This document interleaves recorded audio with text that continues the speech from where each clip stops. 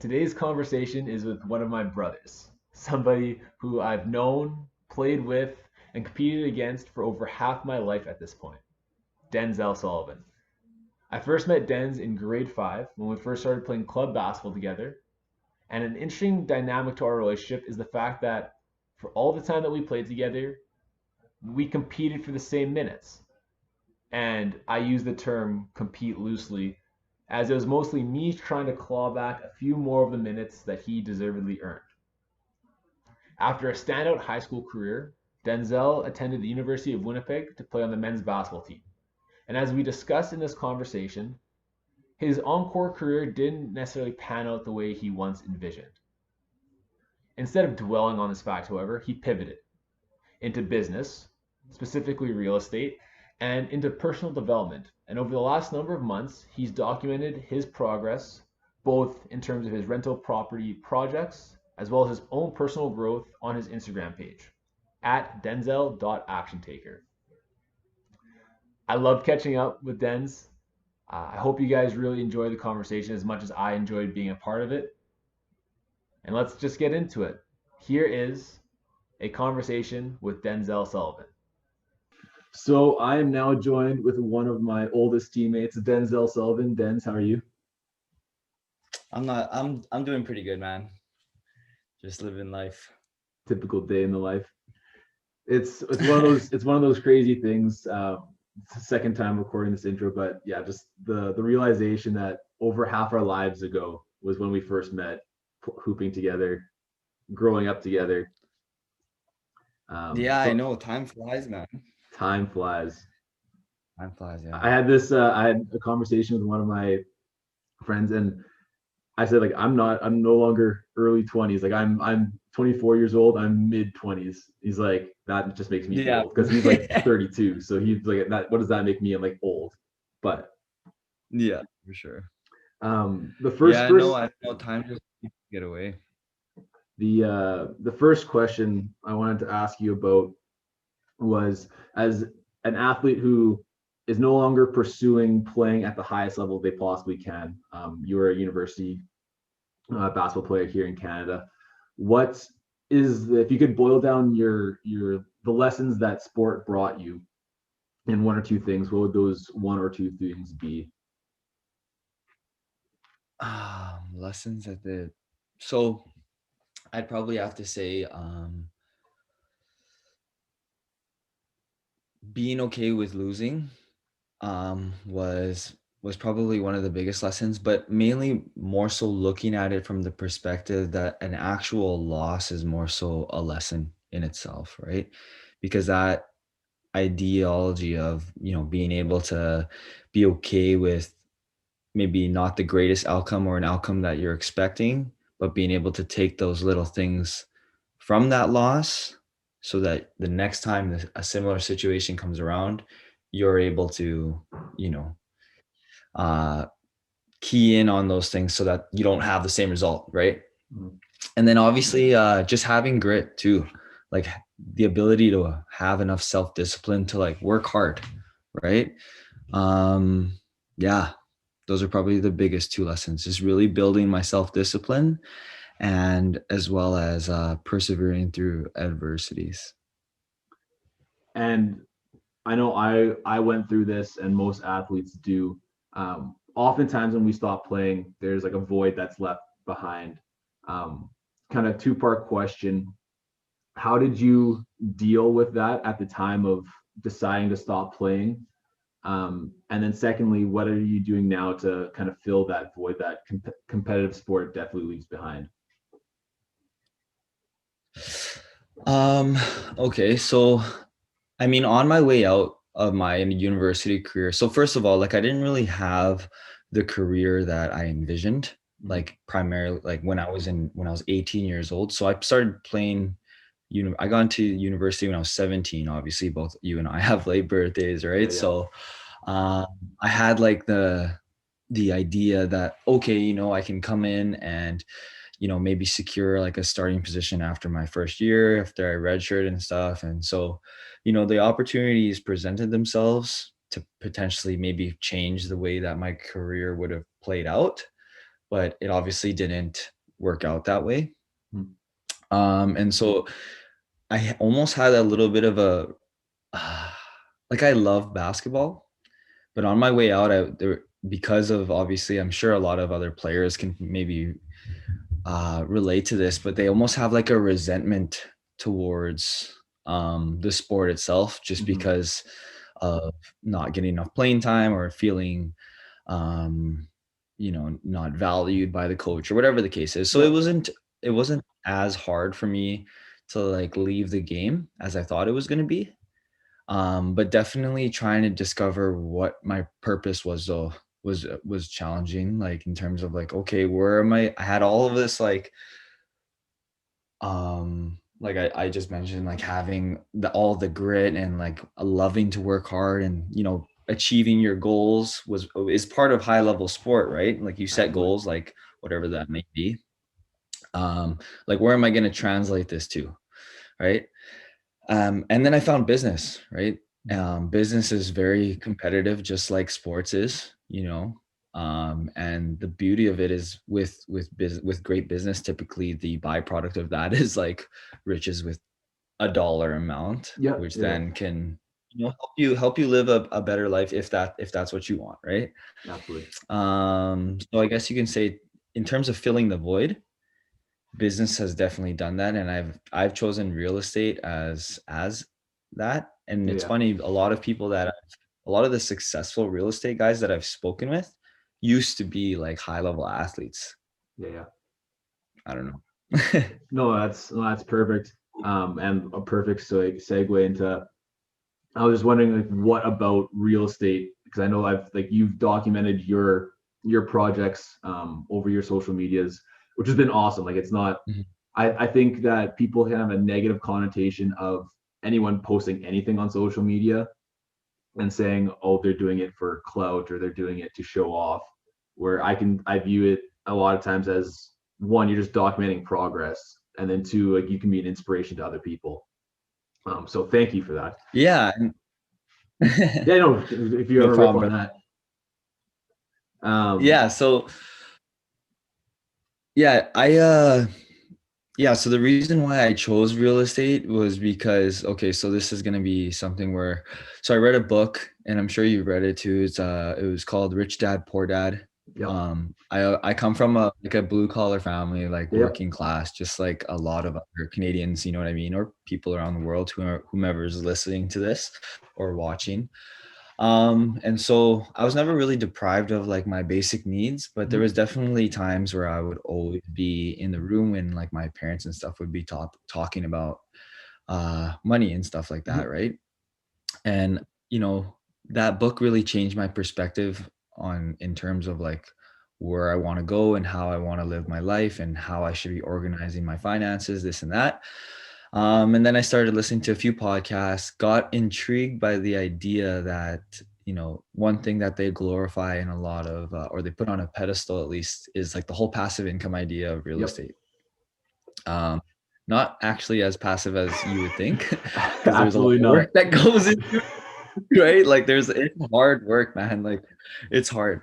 And so, yeah, the reason why I liked it so much is just because there's just so many different ways that you help people Mhm, too.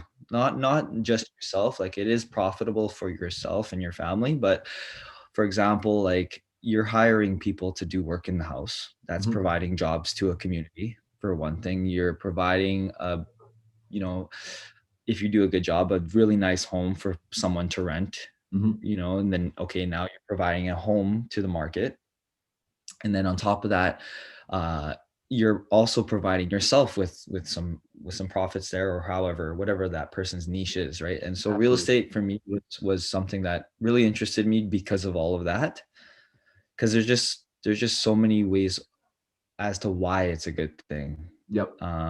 Then you mentioned the inspiration part.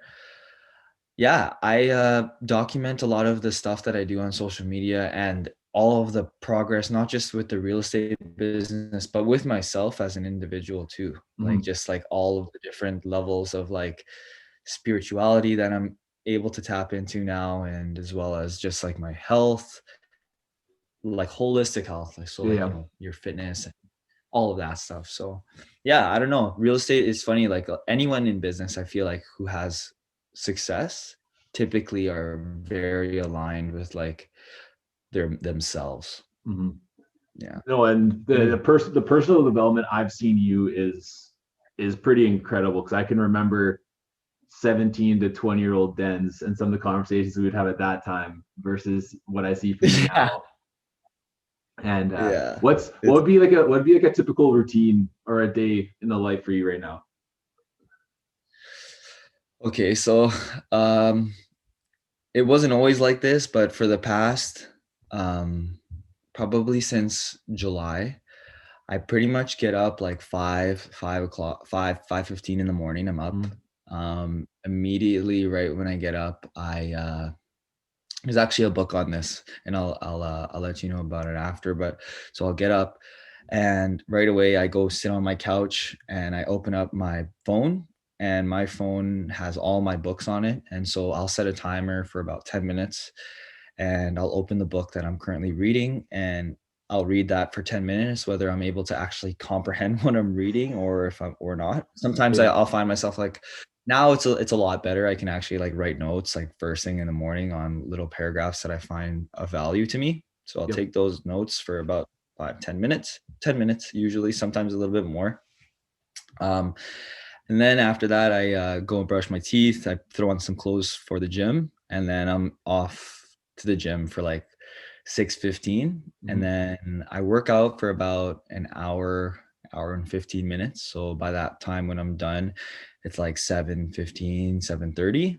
And then, I get out of the gym, I have my arms out like this, and I'm just like, I'm loving life, bro. I'm just like, wow, like life is so good. Like I just practice gratitude so much in the mornings. Like even like when I wake up, the first thing that I'm thinking is like, wow, I am given another opportunity to like really inspire others or, get a lot done today. Like I'm just grateful for that, right? Yep.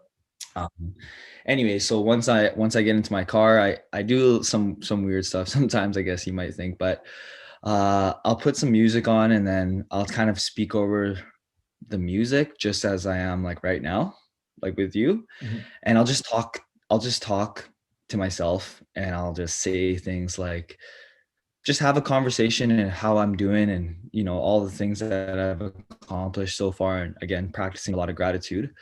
And then by then I get home. Sometimes I'm super fired up too in the morning. I'm just like screaming in the whip. I'm like, yeah, like, I'm just like so excited about the Yeah. day. I'm just fired up, man. And then yeah. Oh, I forgot to mention throughout my workouts, I'm listening to a lot of audibles too. So like Yeah. a lot of audibles. I listen to like on YouTube, there's this video of just like a lady speaking positive affirmations. And so I'm listening Mm-hmm. through that, flip-flopping between the book and that and music for like an hour and 15 or so. Yeah, so I get home, I turn on the kettle, some coffee. And then I jump in the shower and I do like a hot cold therapy in the shower, Yeah. and I'll do like some breathing exercises just to because I'm always seeking like mental clarity, right? Mm-hmm. So that I can organize all my thoughts throughout the day. After I'm done that, I do about 10 minutes of meditation altogether. So I'll do like 5 minutes with the positive affirmations, Mm-hmm. and then another 5 minutes with just simply like closing my eyes, listening to like again just some like meditation music, and I'm just like visualizing the most perfect day that anyone could ever think of, like in the future though. So like imagine this, like I'm in Vancouver or wherever my dream place is. It's Vancouver. I wrote it down. It's in Vancouver, and I'm driving up my driveway, and it's a long day after some listings and some showings and stuff with houses. And I get into the house and I see my family. I see Suchai and I see like the nice view, and I'm just visualizing all of that stuff for 5 minutes, right? Yeah. And I really try to be there as much as possible. And then my day starts, and then I'm like, okay. And recently I just added another thing. It was just a little bit of journaling for like Mm-hmm. 5 minutes, and I just literally type whatever is coming to my mind. And yeah, that's pretty much the day in the life. So that's like a 4-hour morning routine that I do almost every day. Well, pretty much every day. The only day that I like try to sleep in, even though I can't really do it, is Sundays. Yeah. But Monday to Saturday, I'm usually like, that's a typical morning routine for me. And to wake up that early, what time are you trying to start your kind of going to bed routine at? Yeah, so I'm starting to like, I'm in bed like at 9:30, 10. Yeah. I'm like in bed, man. Like I'm tired. Like I think the beauty of this is the fact that I'm already getting sleepy like 8:45, 9 o'clock. And I'm already like, okay, I gotta go to bed. It's getting late. Where other people might be like, just starting the day. Right. Like, yeah, well, realistically though, right? Like sometimes people like to stay up really late. But yeah, no, my morning routine is super sacred, man. Like I have to have it or else like I can't like perform at a high level, so. What's the if you had to pick one, maybe two things that you've read over the last 6 months, the most influential to you, what would they be? Okay, so I read Principles by Ray Dalio. Yep. That book, if you're not in like Ray Dalio, I'm sure you know who that is. He's a stocks guy, owns a huge investment firm called Bridgewater. Yeah. And he's a billionaire. And he pretty much came out with a book with all of the principles that he lives by, or that he has lived by throughout his entire life, both in business and in life. The life aspect of that book, the life section, was something that really, really kind of put perspective as to how a highly effective person should view life. Really has a big emphasis on being open-minded about everything and being able to view opinions from almost at a distance. So as if, like, for example, I'll put it into perspective. If you and I are having a discussion, he uses an example in the book where, well, to really like step back and view the conversation from the outside, like as if you're looking at it from above, and try to understand both parties so that you guys can come to like a consensus as to what should be done or whatever the case is, whatever the discussion's about. So there's that book. And then the other book that really changed my life, or has had a huge impact, was a book by a guy named Don Campbell. It's called Real Estate in Canada. And that book will pretty much like teach you all of the fundamentals of how to invest in real estate as a sophisticated investor, he calls it, because, real estate isn't like a monkey could go and buy houses. You know what I mean? Like they just pick and choose. Whether you're going to lose money or not is fully dependent on whether you can on what you're going to do with it. Right. Yep. And that book will pretty much hold your hand right up until the first purchase of an investment property. And that one was I spent a lot of time on that one, taking really detailed notes, and like there's like a lot of action steps in that book too. So yeah, that one's a good one. We're running about to the time that I wanted to cut this off, even though it's a great conversation. I don't want to cut it off. We talked a little bit about gratitude. Is there anything that you can recently, maybe a specific thing or two that you've thought of in one of your morning routines that has it's a repeat thing of gratitude that you've thought up of? Yeah, so I was actually going to share this with you prior, while I was discussing my morning routine. But so the other day I was in the car driving back from the gym, and I actually like got very emotional. And in the first time in like years, like I actually was like crying a little bit. Okay. Yeah. So the reason why was because I started to speak aloud about how grateful I am for the opportunity to be alive, obviously. And I said that with a high level of conviction. I said to myself, I'm grateful for like the ability to breathe clean air, because like we're in Canada, man. We're in one of the most prosperous countries in the world, you know, Mm, lots of opportunity here. I said that I was grateful for the ability to see because, you know, people wake up who are blind, can't even, all they see is black forever, right? mm, So that's amazing. You know, being able to hear is something that is sometimes under appreciated, like being able to even hear a noise, yeah. right?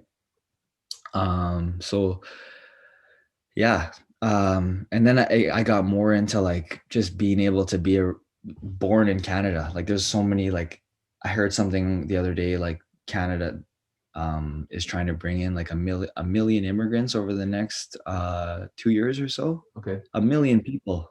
That's a lot of people, you know what I That's mean? That's a ton of people that they're trying to bring into the country. And all these people, there's more behind that, yeah. right? And so I think a lot of people take for granted a little bit sort of how fortunate we are to have the opportunity to be whoever we want to be, you Yeah. Yeah. know? And the gratitude part really helps me day to day, like continue to do the things that I'm doing. It kind of gives me a why.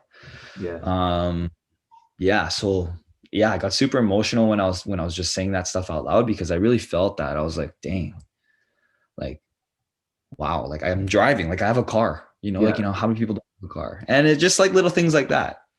So I guess that's more than just two things, but the list goes on and on. I want to follow up on that just a little bit.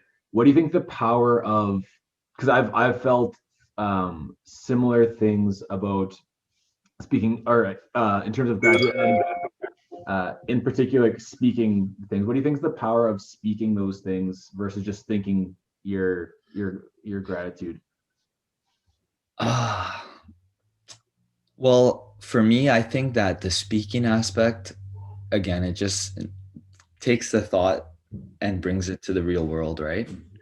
There's a saying that I read the other day. It said that your inside world is a reflection of your outside world. So if you're a very positive and optimistic sort of person, and you're able to bring that out to everyone else, I think that speaking actually allows you to not only just hear it in your head, but actually physically hear it too, which then is super powerful. And it also helps on like your public speaking skills, right? Like being able to just talk, right? 'Cause some people, again, being grateful for the ability to be outgoing is something that I'm fortunate for, because some people are super shy, right? Mhm. Sometimes they can't even talk to others. So yeah, I would say that it's really powerful when you're able to say the words out loud, because it does increase the level of conviction that you would have towards what you're saying.